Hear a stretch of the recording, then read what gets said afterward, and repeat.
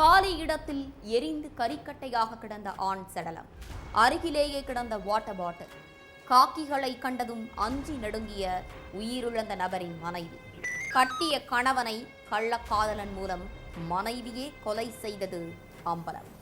மகளுக்கு வரன் பார்க்கிறேன் என்ற பெயரில் தாய் தனக்கு தகாத வரன் தேடியதால் நிகழ்ந்த பயங்கரம். கள்ளக்காதலியின் கணவனை கொலை செய்த சமையல் மாஸ்டர் சிக்கினாரா?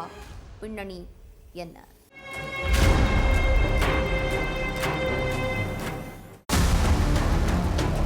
பெட்ரோல் பங்க்ல கொஞ்ச தூரத்துல உள்ள காலி இடத்துல ஒரு ஆணோட சடலம் எரிஞ்சி கருகி போய் கிடந்திருக்கு.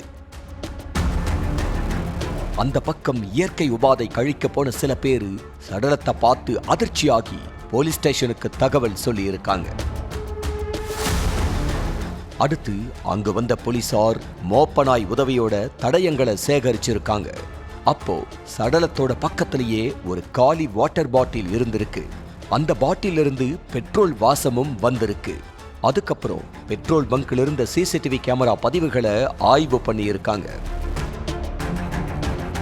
அதுல இரவு நேரத்துல 2 பேர் சேர்ந்து காலி இடத்துக்கு போறதும், அடுத்த கொஞ்ச நேரத்திலேயே அந்த 2 பேர்ல ஒருத்தர் மட்டும் பெட்ரோல் பங்குக்கு வந்து வாட்டர் பாட்டில பெட்ரோல் வாங்கிட்டு போற காட்சியும் பதிவாகி இருந்துச்சு. அதோட அந்த நபர் வீட்டுக்கு திரும்பி போறப்ப தான் கூட வந்த நபர் இல்லாம தனியா போன காட்சியும் இருந்திருக்கு. அதனால அந்த 2 பேரும் யாரு, அவங்களுக்கு எந்த ஊருன்னு விசாரணையில இறங்கி இருக்காங்க போலீசார். அப்போ உயிரிழந்து கிடந்த நபர் கரூர் தொழிற்பேட்டை பகுதியைச் சேர்ந்த செந்தில்குமார் அப்படிங்கிறது தெரிய வந்துச்சு. அடுத்து அவரோட வீட்டுக்கு போய் மனைவி கிட்ட விசாரிச்சிருக்காங்க போலீசார். அப்போ செந்தில்குமாரோட மனைவிக்கு கை காலெல்லாம் நடுங்கி இருக்கு. அந்த நடுக்கத்துக்கான காரணமே அடுத்து நடந்த கிடுக்குப்பிடி விசாரணையில தான் வெளியே வந்துச்சு. 54 வயசான செந்தில்குமார் ஒரு பிரைவேட் டெக்ஸ் கம்பெனியில வேலை பார்த்துட்டு இருந்திருக்காரு. அதே மாதிரி நாமக்கல் ஒருவந்தூரை பூர்வீகமாக கொண்ட ராஜமாணிக்கமும் கடந்த சில வருஷங்களுக்கு முன்னாலேயே கரூர் தொழிற்பேட்டைக்கு வந்து குடியேறி சமையல் மாஸ்டரா வேலை பார்த்துட்டு இருக்காரு. அதோட திருமண புரோக்கராவும் இருக்காரு ராஜமாணிக்கம். அதனால தன்னோட மூத்த பொண்ணுக்கு வரன் பார்க்க சொல்லி ராஜமாணிக்கத்துக்கிட்ட சொல்லி இருக்காங்க செந்தில்குமாரோட 47 வயசான மனைவி பாண்டீஸ்வரி.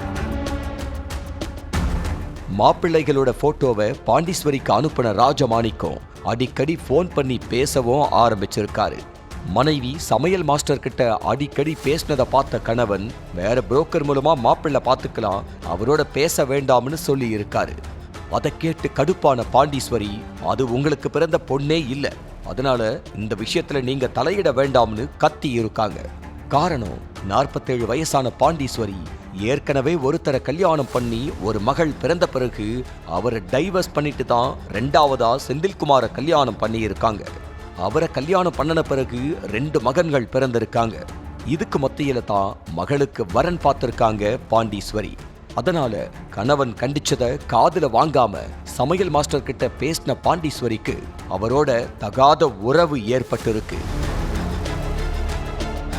சமையல் மாஸ்டரோட அடிக்கடி வெளியில போன மனைவி பாண்டீஸ்வரிய ஒரு நாள் கையும் களவமா பிடிச்சு கணவன் செந்தில்குமார் 2 பேரையுமே வார்ன் பண்ணி இருக்காரு. ஆனா அந்த வார்னிங்க 2 பேருமே கண்டுக்கல. இருந்தாலும் தகாத உறவுக்கு இடையூறா இருக்கிற செந்தில்குமாரோட கதையை முடிச்சிடலாம்னு ராஜமாணிக்கமும் பாண்டீஸ்வரியும் பிளான் பண்ணி இருக்காங்க. அந்த பிளான் படி செந்தில்குமார மது விருந்துக்கு கூப்பிட்டிருக்காரு ராஜமாணிக்கம். மகளுக்கு கல்யாணம் பண்ணக்கூடிய வயசுல தாய் தகாத உறவுல இருந்தா ஊர்ல 4 பேர் 4 விதமா பேசுவாங்கத்தான். அதனால அந்த விவகாரத்தை நாமளே பேசி முடிச்சுக்கலாம்னு சாந்தமா பேசி செந்தில்குமார கடந்த 25ஆம் தேதி நைட்டு 8 மணிக்கு அழைச்சிட்டு போயிருக்காரு ராஜமாணிக்கம். சனப்பட்டி RS புதூர் சாலையில ஆள் நடமாட்டம் இல்லாத காலி இடத்துல வச்சு 2 பேரும் மது குடிச்சிருக்காங்க.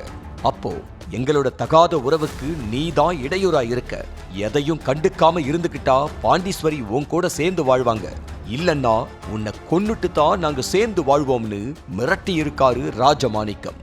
அதை கேட்டு ஆத்திரப்பட்டு ராஜமாணிக்கத்தை அடிக்க பாஞ்சிருக்காரு செந்தில்குமார். அப்போ பக்கத்துல கிடந்த காலி பீர் பாட்டில உடைச்சி செந்தில்குமாரோட தலையில அடிச்சதோட ஏற்கனவே மறைச்சு எடுத்துட்டு வந்திருந்த கத்தியால கழுத்து அறுத்தும் கொலை பண்ணியிருக்காரு ராஜமாணிக்கம். அதுக்கப்புறம் பக்கத்துல உள்ள ஒரு பெட்ரோல் பங்க்ல போய் பைக் 1.5 கிலோமீட்டர் தூரத்துல நிக்கிறதாவும் தன்னால தள்ளிட்டு வர முடியலன்னு சொல்லி வாட்டர் பாட்டில பெட்ரோல் வாங்கிட்டு போன சமையல் மாஸ்டர் செந்தில்குமாரோட சடலத்தை எரிச்சிட்டு எதுவுமே தெரியாத மாதிரி அங்கிருந்து போயிட்டாரு. அடுத்து பாண்டீஸ்வரிக்கு போன் பண்ணி கொலை செஞ்ச விவரத்தை தெளிவா சொன்ன சமையல் மாஸ்டர் ஒரு வாரம் தான் தலைமறைவாகினாத்தான் போலீஸுக்கு தான் மேல சந்தேகம் வராதுன்னு சொல்லிட்டு காட்டு பகுதிக்கு ஓடிட்டாரு.